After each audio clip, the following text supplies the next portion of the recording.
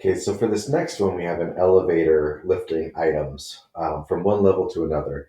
And we're given a few pieces of information here. We're given a mass. We're given the fact that this is accelerating, constant acceleration. We're not given what that acceleration is. But we're given a time. We're given a v initial of 0. And we're given a final velocity. We're also told that 1 horsepower is the equivalent of 746 watts. Both are different units for power, so think of it like meters versus feet. Um, Watts are a standard physics unit, and horsepower is sort of a stupid alternative to that. So here are my given values, and part A asks for the average power, and that's going to be work over time, or force times displacement over time. Again, I can use the force displacement version of work here because I'm going to have a constant force given the fact that I have a constant acceleration. But what is that force? Well, I don't know. I'm not told what the force of the motor is, right? That's going to be the force of the motor. So in this case, I need to find that force. Now, I could use F equals ma, but I don't know A. A is going to be delta V over T. So force is equal to m delta V over T. Now, I know those velocities, and I know that time, and I know that mass. If you were to solve this and plug it back into the equation, you would get the wrong answer. And the reason is that I have not written this equation correctly. Force is not equal to ma. Net force is equal to ma. And in this case, that net force is the force of the motor minus the weight force, right? So the motor force is actually going to be greater than the net force. The motor force is the net force plus the weight force.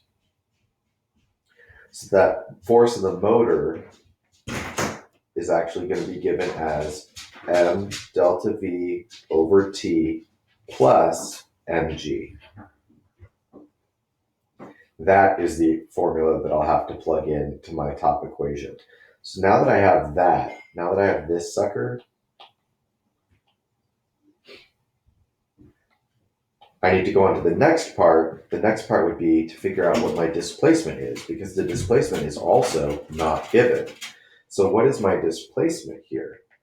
Well, that is a kinematics problem, right? Because I know my starting velocity, I know my ending velocity, and I know my acceleration. So given that the starting velocity is 0, I know time, the easiest way to solve for this delta x would be to use the 1/2 at squared plus v naught t formula, because that v naught t is going to cancel to 0. And so acceleration is easy to find. I have time. This is a pretty straightforward way to solve for this. So delta x is going to be equal to 1/2 times delta v over t times t squared, which is going to be equal to 1/2 v final times t.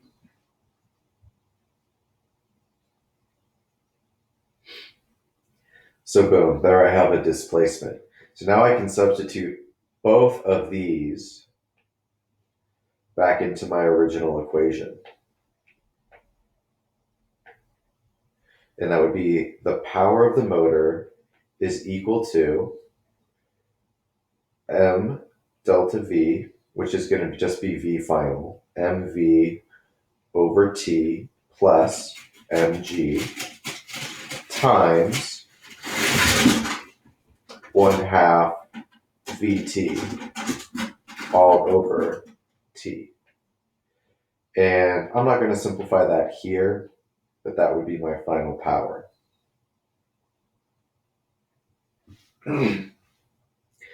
For part B, at cruising speed, so at cruising speed,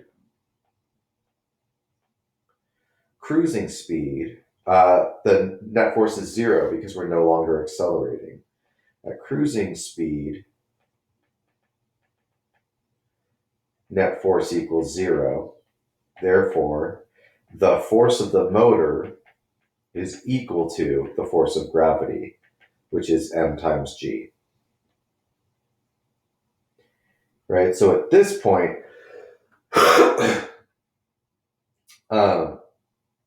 my power has to be equal to the weight over time.